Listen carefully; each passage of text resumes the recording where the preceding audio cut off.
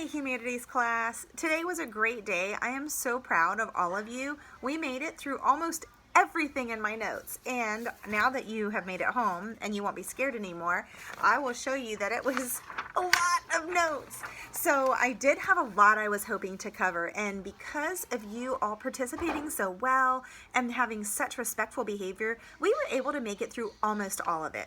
So we only missed one teaching point, and that is the memory card. Because we ran out of time, I'm going to take a couple of minutes to teach you how to do a memory card right now. This is something we're going to use the same format the whole rest of the year. So I do want you to pay attention. We went over these at the very end of class, but I know I found at least one laying on the table after you guys left. And I know a lot of people were kind of frantically scribbling there in the last 5 minutes of class. That's just not how I like to teach. I'd like you to have a moment to absorb this information. So I'm going to walk you through how to create a memory card. We're going to use this format on every memory card we make all year long. You will be required to make at least one per lesson. Honestly, some lessons have enough information that you'll have to make multiple. So pay attention to the formatting. At some point, you will have a little pop quiz grade on making sure you're formatting it correctly. Why, Miss O? Because I'd like you to learn to follow instructions. The end.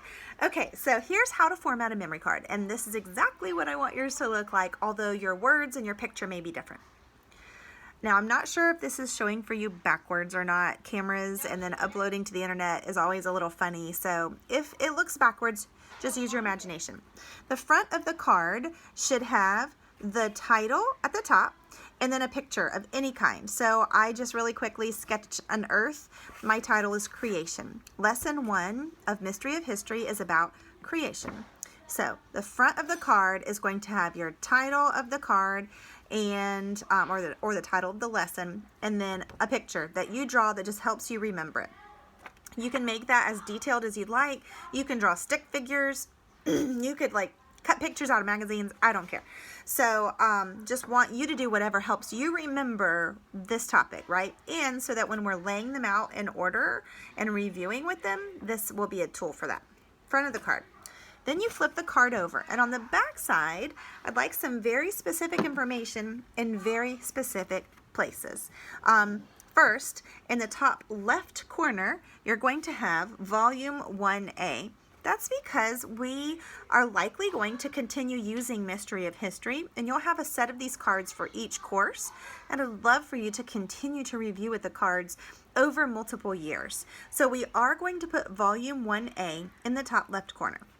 The top right, and this is the same every single time, so all year long, top left corner is going to say Volume 1A, it never changes, right? The top right corner is going to have the lesson number we're on, and you see I circled that to make it really easy to find. I don't have to worry about this running in with other letters and me wondering if it's an L or whatever. One circle. So when you do the other two at home, we ran out of time for today, you'll put a 2 circle and 3 circle, right? You guys are catching on. Bright group. So those are the first 2 steps. Then in the center of the card, I'd like you to summarize the information from the chapter. And this can be in your own words. I do want you to write in complete sentences. This is an opportunity for you to practice writing in complete sentences. If you don't want to go straight to essays, write in complete sentences on your card. Yay! If you're not sure how to write a complete sentence, please Google, with your parents' help, how to write a complete sentence. No problem. There's no shame in not knowing exactly what needs to go into it. You be a problem solver and learn whatever information you need to learn. Lots and lots and lots of videos are available on YouTube and Khan Academy for information like that. So I'd like you to write in complete sentences a summary about that lesson. I'll read you what I wrote. I wrote summary, just to remind you that this is where the summary goes, but don't write summary. And then I put example because I just really wanted you to remember this is where your summary goes. Now my example is, Lesson 1 focuses on creation. As a Christ-centered history text, Mystery of History starts our study of history with God creating everything we know in a literal week. A better summary might say something about exactly what he created on what days. I just wrote this up real quick to give you a brief example. You're welcome to do a better job than I did. So you're in the center here, you're going to put a summary of the lesson. Now, there's one other step that I did not do yet. that I wanted to do with you. Here at the bottom, you're going to write a date range. And I don't actually have my book open, and if I open it, it's going to take me a while, and then this video will get even longer. It's already 5 minutes. This is too long, Miss O. Sorry. So down here at the bottom, I want you to write the date range. And so without glancing at the book, I'm sorry, I can't remember offhand what time frame we're talking about for creation week. How many years BC? I think it's in the 4,000 to 6,000 range. But for our purposes right now, as an example, I'm going to put our school year just so you see what I'm talking about. Date range at the bottom, 2020 to 2021. There are some events we're going to study this year that have specific dates. You know, Battle of Yorktown, right? 1776. Actually, is Battle of Yorktown 1781? No, it's 1776. Yeah. Okay. Yes. Hamilton. Little insider information there.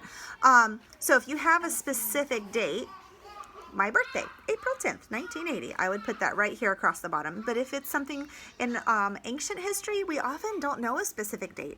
And sometimes our range could be 2 years, like here. Other times our range may be decades or even centuries, hundreds of years. So we will go over that in class, but often you'll find the information directly in your lesson, not often, every single time. Our author of Mystery of History tells you exactly a date range to consider for that. So you can put that at the bottom. Okay, 2 more things to mention before we move on. I do want you to use green. Sorry for all the noise. I do want you to use green here, and I do want you to use green here. Aside from that, I don't care. So you're welcome to write this part in pen. As you can see, it sort of bled through mine because I used a permanent marker. So don't use something that bleeds through because it just makes it hard to read. So, you know, you could choose pen, you could choose a dark colored pencil. I don't want you to use yellow where it's hard to read because these are things we're going to review throughout the year. So that is your crash course on how to write a memory card.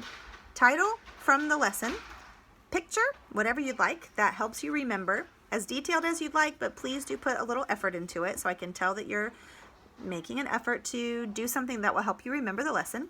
Then on the back side, volume 1A, lesson number in a circle, summary in the center. You don't have to write the word summary, just write the summary in the center, and then the date at the bottom. And all of that information can be found in your book, Mystery of History. And if you have any questions, you may text me from your parents' phone. Or you may text me from your own if you have it and copy your parent. I respond much more quickly to texts than I do email. You may also message me in Toolbox. And again, I respond more quickly to texts. I only check Toolbox a couple of times a week. Like right now, I'll go ahead and put in your next week's assignment, and I probably won't be in it for a couple of days. So if you would please do me the honor of texting me if you have a question. Even if you message me in Toolbox, just text me and say, hey, Miss O, check your Toolbox. Okay, now it's 8 minutes. I said 5 was too long. 8 is way too long. Gotta go, y'all. Mwah! Have a great week. Yeah, it's only Tuesday. Have a great week. Bye.